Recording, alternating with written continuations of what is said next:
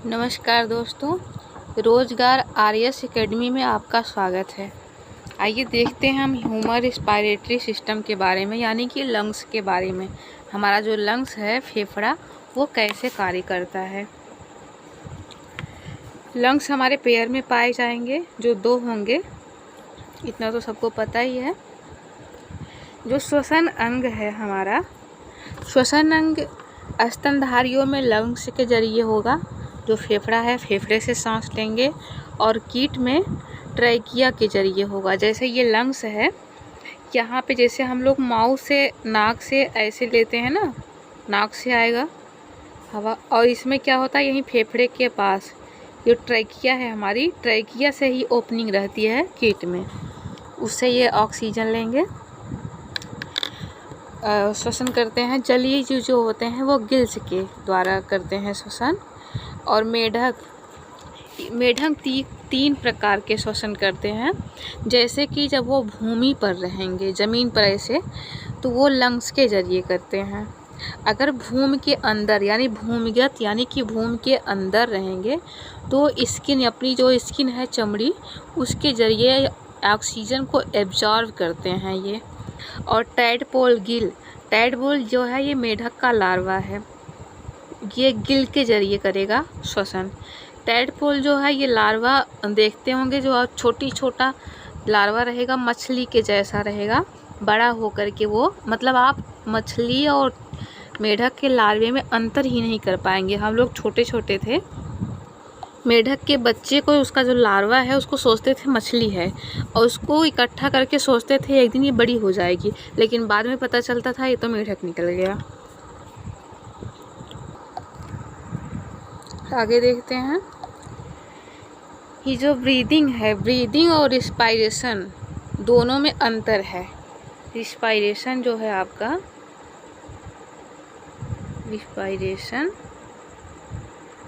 और breathing, breathing का मतलब होता है जैसे हमने सांस लिया और छोड़ा, यह ब्रीदिंग कहलाएगी। रिस्पायरेशन में है उसकी ऑक्सीजन, मतलब कहाँ गया, कैसे CO2 बाहर निकला, कैसे ऑक्सीजन हमारे ब्लड में तक पहुंचा, हीमोग्लोबिन के जरिए कैसे, ये सब प्रक्रिया आपकी रिस्पायरेशन कहलाएगी। ब्रीदिंग बस हमने सांस लिया और छोड़ा, यह प्रक्रिया आपकी ब्रीदिंग कहलाएगी। सबसे पहले हम देखते हैं कि हमने सांस लिया तो हमारे फेफड़े में कैसे पहुंचा।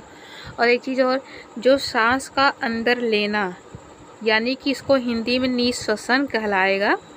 इंग्लिश बहुत ही आसान है, इसको इंस्पायरेशन, यानी कि अंदर, इन मतलब अंदर लेना सांस का, यह कहलाएगा इंस्पायरेशन।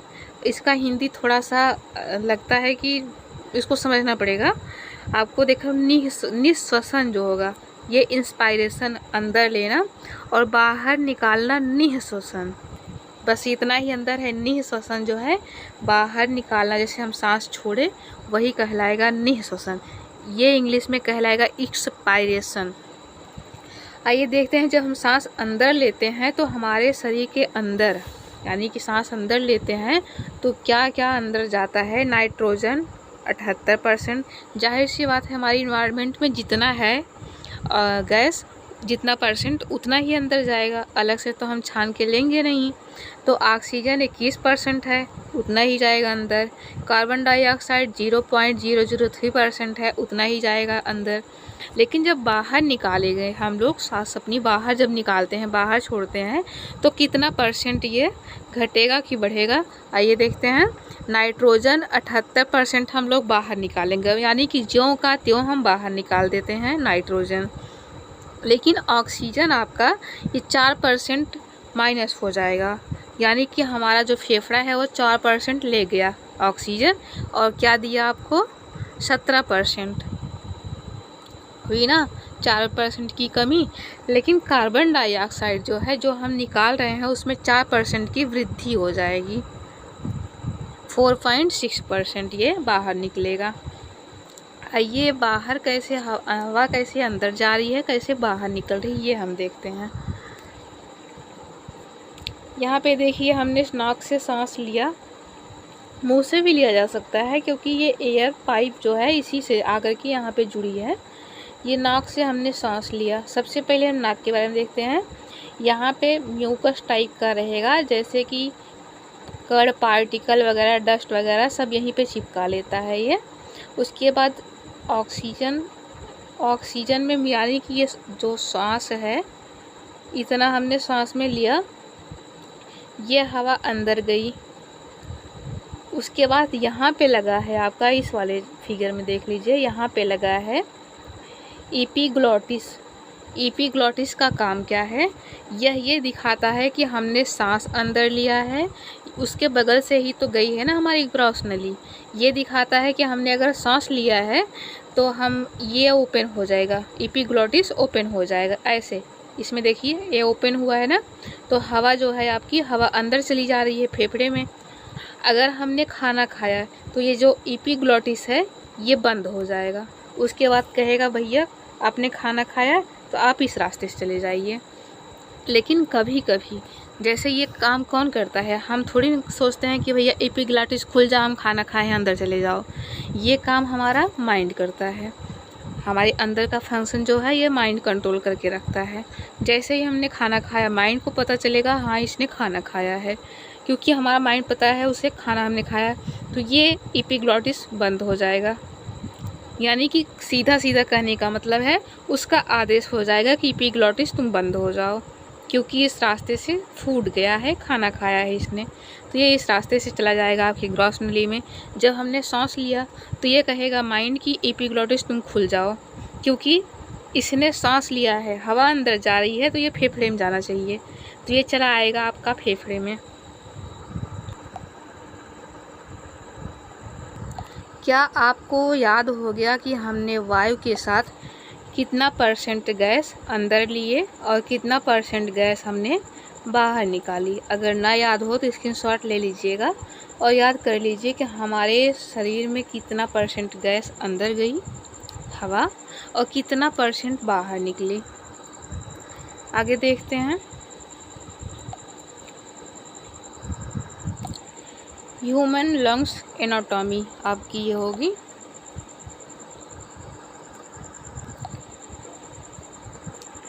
फेफड़े की मेम्ब्रेन प्लूरा मेम्ब्रेन से कवर रहती है। जैसे ये जो बाहर है ये झिल्ली लगा रहेगा ना, और यहाँ पे डायाफ्राम रहेगा। आपको हम डायाफ्राम का चित्र दिखा दे रहे हैं। डायाफ्राम जो है ये संयोजी ऊतक का बना होता है, और डायाफ्राम क्या करता है, इसका काम क्या है, ऐसे नीचे रहेगा, ऐसे यहाँ पे आपका डायाफ्राम रहेगा। ये क्या करता है, 70% मदद करता है सांस को लेने में। जैसे हमने सांस लिया तो ये जाहिर सी बात है ये पूरा ऐसे टच रहेगा, ये सांस लिया हमने, ये तो भर जाएगा ना, ये सिकुड़ता है और फैलता है। जो फेफड़ा है, अगर सांस आपने लिया तो भर जाएगा, ये फूल जाएगा। उसके बाद आपने सांस छोड़ा तो ये पिचक जाएगा। जब आपने सांस लिया तो जो डायाफ्राम है ये नीचे की तरफ हो जाएगा। जब आपने सांस लिया तो इसका आकार ऐसे हो जाएगा, ये ऐसे हो जाएगा। आपने सांस लिया, ये प्रेशर दिया, ये नीचे की तरफ दब जाएगा। लेकिन जैसे ही आप सांस छोड़ेंगे तो ये तुरंत ऊपर हो जाएगा ऐसे, यानी कि ढकेलने का, पुश करने का काम करेगा आपका डायाफ्राम। ये फेफड़े को पुश करने का काम करेगा और आप तेज़ी से सांस छोड़ देंगे, क्योंकि फेफड़े में इतनी ताकत तो है नहीं कि वो खुद और अपना जो सांस है हम लिए हैं वो फेंक दे। यानी कि ये डायाफ्राम आपका ढकेलने का काम करेगा। कभी कभी आप देखते हैं एक्सीडेंट होता है, तो जिसका एक्सीडेंट हुआ रहेगा ना हाथ टूटी, ना पैर टूटा, ना कहीं चोट आई, लेकिन इंसान वो मर जाता है। यानी कि सर को छोड़ दीजिए, सर में चोट नहीं लगी, कभी कभी यहाँ यही बगल से ये कम ऐसे अभी दिखा रहे हैं, यहाँ रहा आपका डायाफ्राम। कभी कभी यहाँ पे चोट लग जाती है। जब यहाँ पे चोट लग जाएगी, ये डायाफ्राम, ये इस पे चोट लगेगी तो ये काम करना बंद कर देगा अपना, और फेफड़ा ये कितना काम करेगा? ये तो अपना खुद हवा बाहर निकाल नहीं सकता, निकाल सकता है लेकिन 30%, 70% आपका डायफ्राम मदद करेगा। तो इंसान को सांस लेने में तकलीफ़ होगी, वह सांस नहीं ले पाएगा। तो देखा जाता है ना कि उसको चोट भी नहीं लगी और उसकी डेथ भी हो गई। जब ये डायफ्राम डैमेज होता है तब इस पर चोट लग जाती है, ये काम करना बंद कर देता है, तभी ऐसा कंडीशन आता है। जो हीमोग्लोबिन है यह गैसों का आदान प्रदान करती है। जैसे हमारे शरीर में, हमारे ब्लड में हीमोग्लोबिन पाई जा रही है। जो हमारी हीमोग्लोबिन है उसका काम क्या है? यह गैसों का आदान प्रदान। हमने जो सांस लिया वो क्या थी? गैस थी ना। वह गैस को ले करके पूरे शरीर में ले जाएगी। जब ब्लड पूरा शरीर में दौड़ रहा है तो जाहिर सी बात है ब्लड में हीमोग्लोबिन होगा। हीमोग्लोबिन गैस को ले जाएगी एक एक कोशिका तक, एक एक अंग तक, एक एक कोशिका तक वह ले जाएगी और जा कर के कोशिकाओं को कहेगी भाई तुम्हारे पास माइटोकॉन्ड्रिया है, माइटोकॉन्ड्रिया को दे देगी। फिर वो क्रेब्स साइकिल चलाएगी जिससे ग्लूकोज का निर्माण होगा। जब ग्लूकोज का निर्माण होगा यह सब प्रक्रिया में वह क्या देता है? CO2 देता है। हीमोग्लोबिन को देगा कि भाई आपने ऑक्सीजन ले आया, कितना 4% में ऑक्सीजन लेकर के आई। वह कहेगा भैया आपने हमें ऑक्सीजन दिया, हम क्रेब्स साइकिल चलाएंगे, ग्लूकोज बनाएंगे, लेकिन उसके बदले में तुम्हें क्या ले जाना पड़ेगा? CO2 यानी कि कार्बन डाइऑक्साइड। यह हीमोग्लोबिन फिर दोबारा वहाँ से CO2 को ले करके ये फेफड़े तक लाएगी, जहाँ पे क्या होगा? वह CO2 फेफड़े को देगा। फिर जब हम सांस छोड़ते हैं तो उसी के ज़रिए हम CO2 को बाहर निकाल देते हैं। टाइडल वॉल्यूम क्या है? टाइडल वॉल्यूम एक बार में लिया गया सांस यानी कि 500 ml। 500 ml नाप तो नहीं सकते हैं, लेकिन मान लीजिए 500 ml का कोई डिब्बा या कुछ भी ले लीजिए, उसमें जितना हवा आएगी उतना हमारा लंग्स जो है हवा भर लेता है एक बार नॉर्मली सांस लेने में।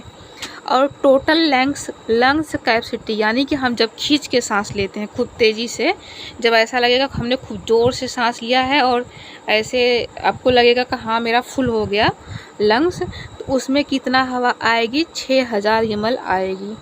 और एक नॉर्मल इंसान अगर वो जग रहा है तो वो 1 मिनट में 16 से 17 बार तक सांस ले सकता है और छोड़ सकता है। लेकिन अगर सो गया है तो वो 12 से 14, 13 बार, क्योंकि हम सोते हैं ना तो लंबी लंबी सांस खींचते हैं, इसलिए वो 2-4 घट जाती है। 1 मिनट का ये मतलब आपका ये रहेगा कि हमने अगर 1 मिनट में सोते हुए अगर सांस ले रहे हैं तो 12, 13, 14 बार ऐसे ही, और 16 से 17 बार जगते हुए।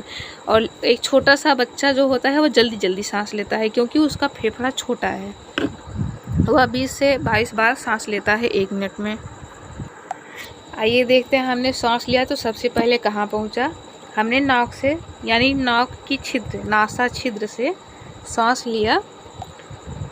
ये नासा छिद्र है, वहाँ से मैंने सांस लिया तो फिर कहाँ पहुँचा? नासा कपाट में, यानी कि अभी नाक में ही है। नाक के आगे जो पतली सी हड्डी है उसके पीछे जो देखा जाए तो यानी कि आँख के पास, ये नासा कपाट कहलाएगा। फिर वहाँ से फेरिंग्स यानी कि ग्रसनी, यहाँ पे ग्रसनी में पहुँची। फिर लैरिंग्स यानी कि जो श्वसन तंत्र है, स्वर तंत्र है आपका, जहाँ से हम बोलते हैं। ऐसे ना हाथ रख के देखिए तो आपको झंझनाहट सी हो रही होगी, वहाँ पे आपकी लैरिंग्स यानी स्वर तंत्र है। फिर वहाँ पहुँचाएगा जिसे हम कंठ कहते हैं। फिर उसके बाद आपका पड़ेगा आपका ट्रैकिया यानी कि श्वास नली। यहाँ पे ट्रैकिया है, आपको हम अभी दिखाए थे ट्रैकिया, ये रही ट्रैकिया। फिर वहाँ पहुँचेगा। फिर उसके बाद पहुँचेगा ब्रांचियाई में। फिर उसके बाद पहुँचेगा ब्रांचियस, एल्वियोलाई जो होगा आपका यहाँ पे ऐसे गोला गोला सा बना रहेगा, अभी हम दिखा रहे हैं एल्वियोलाई में। फिर उसके बाद पहुँचे आपका ब्लड में, जो आपको बताए ना हम हीमोग्लोबिन, उसमें पहुँचेगा। फिर वह ब्लड ले जाएगी कहाँ? माइटोकॉन्ड्रिया जो आपके सेल में है। ब्रांचियोल्स जो है आपकी, जैसे यहाँ से निकला ये 2 भागों में बट गया। उसके बाद आप देख रहे होंगे कि ये ब्रांच की तरह सब ऐसे निकली हुई हैं। उसके बाद यहाँ पे लास्ट में जो आपका लास्ट वाला छोर होगा ऐसे गोला सा, ऐसे गुच्छे नीमा, एल्वियोलाई होगा। आप इसमें देख पा रहे होंगे, ये है एल्वियोलाई। ये जो है इसके पास ऐसे ब्लड यहाँ से गुजरेगा। ये क्या करेगा, जैसे हम सांस लेते हैं ना, तो ये छोटे छोटे बैलून्स की तरह होंगे, एकदम गुच्छादार। ये पिचके रहते हैं, जैसे हम सांस लेते हैं तो ये फूल जाएगा। इसमें पास ऐसे ब्लड यहाँ से गुजरेगा। ये क्या करेगा, जैसे हम सांस लेते हैं ना, तो ये छोटे छोटे बैलून्स की तरह होंगे, एकदम गुच्छादार। ये पिचके रहते हैं, जैसे हम सांस लेते हैं तो ये फूल जाएगा। इसमें ऑक्सीजन आ जाएगा, यानी कि ऑक्सीजन जो हमने सांस लिया उसमें जितना था सब आ गया इसमें।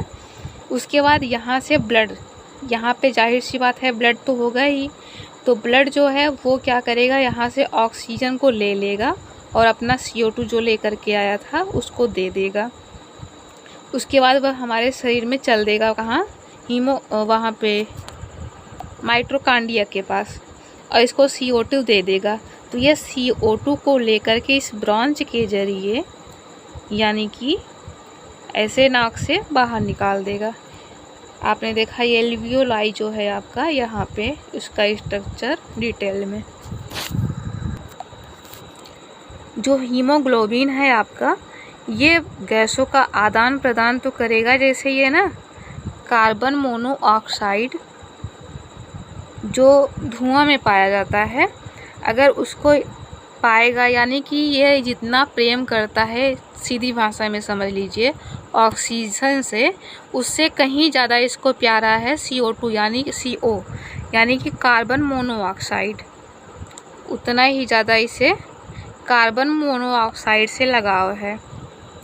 ये क्या करेगा, जैसे कार्बन मोनोऑक्साइड, जैसे कभी कभी आप देख रहे होंगे कि ठंडी के समय में आग जला करके कुछ ऐसे धुआं जिसमें निकलता रहेगा, सब लोग अंदर सो जाते हैं, तो उसमें क्या होगा कि हमारा जो, उसमें हमारा फेफड़ा जो है, ये सांस लेंगे तो जाहिर सी बात है धुआं अंदर जाएगा, कार्बन मोनोऑक्साइड वो अंदर जाएगा। तो ये क्या करेगा, हीमोग्लोबिन पूरे शरीर में लेके उसे क्या पता है कि हम क्या लिए हैं, वह हीमोग्लोबिन पूरे शरीर में लेकर के दौड़ने लगेगा, जिससे हमें सुस्ती टाइप की होने लगती है, बेचैनी सी होने लगती है। और ऐसे ही कहा जाता है, कोई सिगरेट वगैरह धूम्रपान करता है, जब वो धुआं अंदर जाता है तो ये पूरे शरीर को सुस्त कर देता है। यही वजह है कि ये हीमोग्लोबिन जो है कार्बन मोनोऑक्साइड को लेकर के पूरे सेल को देने लगता है। इससे हमारी शरीर सुस्त हो जाती है, हमारी बॉडी में सुस्तीपन आ जाता है। उसके बाद हम देखते हैं ऑक्सीजन सिलेंडर जो होता है। जैसे ऑक्सीजन सिलेंडर, अगर हम पर्वत की ऊंचाई पर जाते हैं तो ऑक्सीजन के साथ, यानी कि O2 के साथ हम क्या मिलाते हैं, नाइट्रोजन यानी कि N2 मिला देते हैं। जिससे क्या होता है कि अगर हम डायरेक्ट ऑक्सीजन, क्योंकि हमारे फेफड़े को तो डायरेक्ट 100% ऑक्सीजन की आदत है नहीं, तो उसे मतलब क्षति होगी, उसे परेशानी होगी, तो उसमें मिला दिया जाता है N2, ऑक्सीजन, या ऑक्सीजन के साथ N2 मिला दिया जाता है। लेकिन जब हम समुद्र में जाते हैं, यानी समुद्र में, तो ऑक्सीजन के साथ क्या मिला दिया जाता है, वहाँ भी N2 मिला दिया जाएगा, ऑक्सीजन प्लस N2। लेकिन जब हम मध्य समुद्र में जाएंगे, यानी कि 300-350 फीट नीचे, तो वहाँ पे ऑक्सीजन के साथ हीलियम मिला दिया जाएगा। ये इसीलिए मिलाया जाता है क्योंकि हमारे बॉडी को आदत है नहीं डायरेक्ट ऑक्सीजन लेने की। ICU में भी, ICU का फुल फॉर्म होता है इंटेंसिव केयर यूनिट। जैसे वेंटिलेटर पे जैसे 2 प्रकार से दिया जाता है ऑक्सीजन, जैसे जो बीमार लोग रहते हैं, एक होता है मास्क लगा करके वो अपना सांस खुद खींच लेंगे और खुद छोड़ देंगे। लेकिन जब एकदम कंडीशन ख़राब रहती है तो उन्हें वेंटिलेटर पे लगा दिया जाता है। वेंटिलेटर में क्या होगा कि मशीन के ज़रिए सांस अंदर जाएगी और सांस को बाहर निकाला जाएगा। जिस सिलेंडर में वो रहेगा गैस, यानी कि ऑक्सीजन सिलेंडर में, उसमें भी O2 रहेगा और हीलियम रहेगा। वहाँ भी डायरेक्ट ऑक्सीजन नहीं दी जाती है, हीलियम को मिला करके दिया जाता है। चलिए दोस्तों, मिलते हैं अगली वीडियो में।